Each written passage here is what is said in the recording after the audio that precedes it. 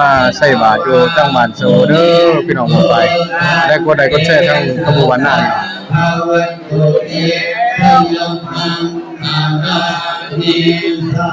การพิหารยมติสัจจะวันหังเทตุบังคับพิโร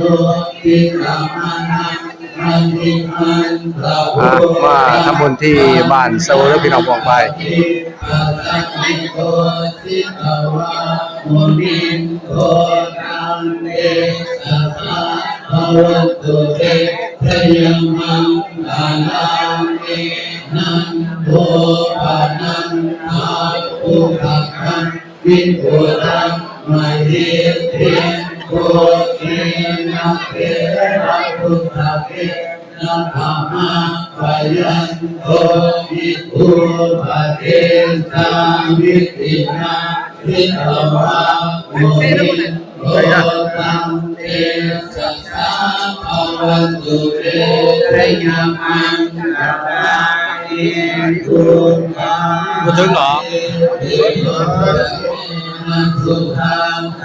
จะได้กับคนใดก็แชร์ขบวนนั้นเด้อพี่น้องไปพุทธิวิธิปะทังหิทานังยามะกะเทนะวิตินาทิตวะโมนิโกตังเตสัสสะภวันตุเตสยมังกาลังเอตุ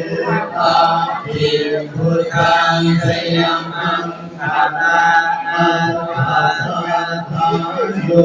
วันกันโนทินาทิเตสัพเพมะกันติวิตวา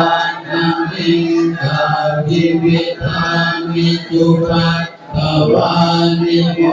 ขันสุขังอภิคัมเมยังโลสัพพัญโยตริโกนาโทอิตายะสัมภะปานินังโพธิตวัตตะรังมิขัพพะปัตโตสัพโพธิมุตตะมังกิเทนะสัจจวัคซีนะมุตโตเทเสยมังกาลังไสยังโตปะติยังมุนเลสักกายานังอิวัตตะโนเอวัตตะวังอิไส